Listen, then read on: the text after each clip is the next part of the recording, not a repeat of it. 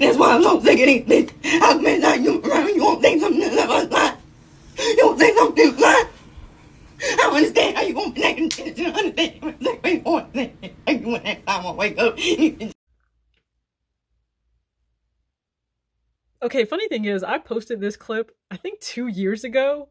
I'm just checking on you. For everyone still fighting for their lives in these sneaker raffles, especially for collaborations, are you okay? You may not be, that's alright, but I'm just gonna pose the question. Are you okay? Do you need water? Do you need snacks? A nap? Do you need a hug? Do you need a hug?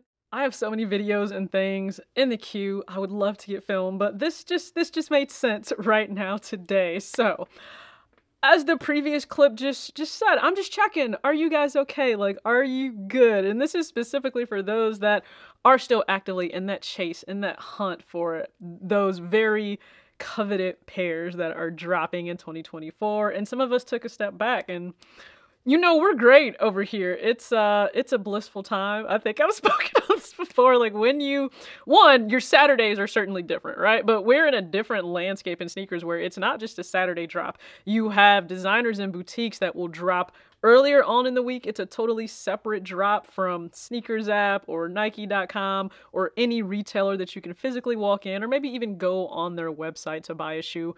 It's different. These times are different. It's all quite different. Not always for the best. Now, I commend and applaud when brands are partnering with designers. I've said this before.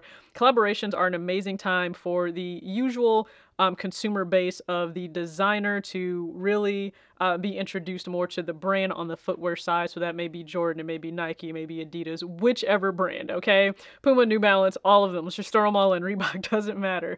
That's the opportunity for you as maybe a consumer of that designer and you just really love everything about them, their ethos, how they approach design. And you may then discover there are so many different things, maybe about Jordan, for example, that you like. And on the flip side, if you are somebody you are into Jordan, of course, and that started for many of us when we were quite young, grown into adulthood, right? We can afford the things that we really want. You may now be introduced to a designer and it's an amazing thing. So this isn't the first time that we've seen an Abney collaboration. It's not at all. She first dropped the Jordan 2s and 2s are kind of like the redheaded stepchild when it comes to Jordan retro silhouettes. They're just not the most beloved, but that doesn't take away from the quality in terms of the leather. Like they do a really good job, I think, on a lot of Jordan 2s. I myself have the Air Jordan 2 Low 218. Shout out to Detroit, born and raised in that area.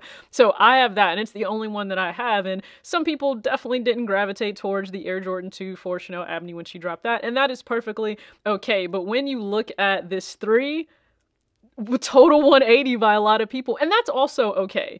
You cannot love maybe a specific silhouette or a design by a designer or a brand or a boutique, and then the next one just totally blows you away. That's okay. Can we normalize that? Oh, you people switched up. Can we just normalize that it's okay? Like, yeah, some people will switch up and it can be very disingenuous when it happens, but I don't think that's the case here. You just may not rock with the 2. You may very much so love the 3. I think the 3 is just one of the best silhouettes. I think you can do so much for it and with it.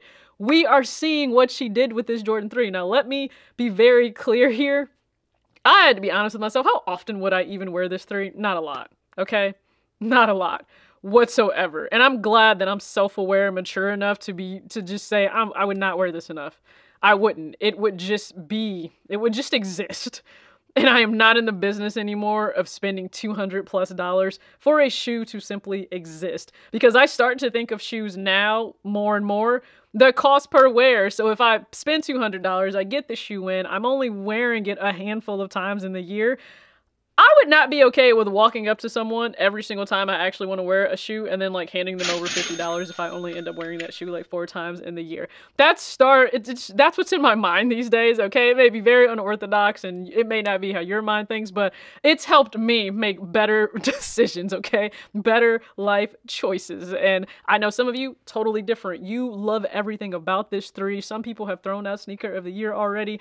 I am doing my best to just shy away from that until we get much further along into the year. I would like to see more things drop, but I really want to commend the actual display, the pop-up that they have within Soho. I mean, it just looks beautifully curated. It looks amazing. And they have an entire capsule apparel collection that dropped. Now that's been a point of contention by people. Now, I will say it's always kind of a mixed bag when you have the apparel for a collaboration and then the shoes themselves. You're never guaranteed the shoe, ever whatsoever. You're never guaranteed the shoe.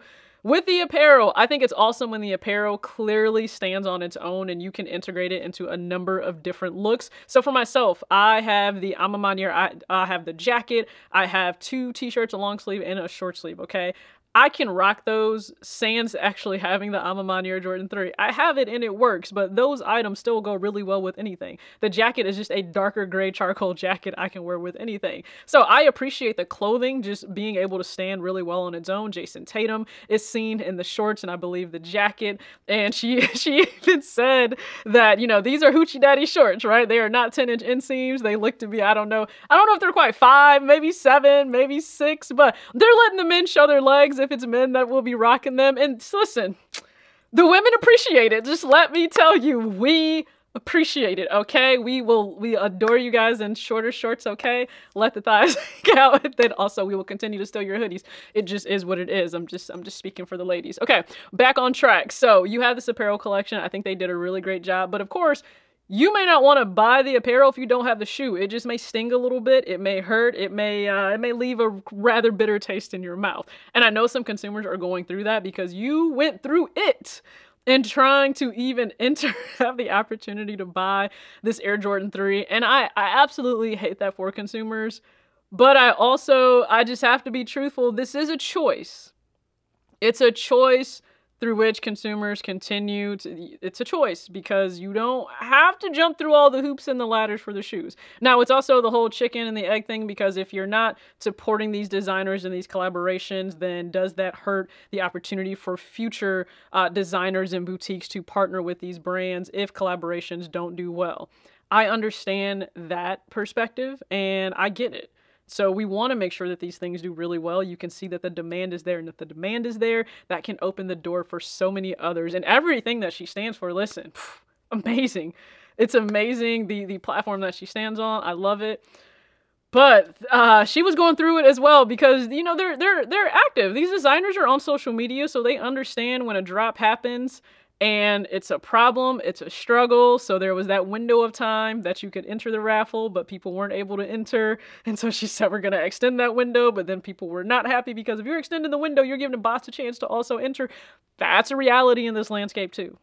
So you're fighting to even have the chance to spend your money with the brand for a shoe you want. They're trying to accommodate, which also is going to accommodate people that are being pretty predatory at your expense to get this shoe and then only to upcharge you for it. Now, I think a lot of consumers are doing well because you're making resellers sit on their decisions and you're not paying these crazy high prices. So I would advocate to continue to do that, but I know some won't because you just really want the shoe. So it's like, what do you do? And I, again, commend her. She tried to keep that window of time open on the site to be able to enter. This is not the last time that you will have to be able to secure this Air Jordan 3, but I know it sucks. I do. I get it. I really get it. That's why I said to you need water, a snack, a hug, like, you know, just maybe take a deep breath to decompress, because at some point you as a consumer, you may get to the point like I did and so many others did. You are tired of what feels like the games. You are tired of brands feeling as if they play in your face. And again, there's so much that goes on behind the scenes when these smaller boutiques are trying to deal with all of this traffic. And if these bigger brands that they're partnered with have not equipped them, I think with all of the tech support to be able to handle it, they're kind of put at a disadvantage. They really are. They're up against a lot. It can seem very unfair. I spoke on this when Joe Freshgoods went through the entire debacle with his release. And, you know, they have good humor about it. And I think that's really good, you know, to be able to laugh about it. It's not the end of the world. Consumers will deal with some, you know, not fun experiences. That's not something that you want, but hopefully it does improve. So I just wanted to kind of speak on that. I really do hope that you guys are doing okay and doing better. I do, from the bottom of my heart.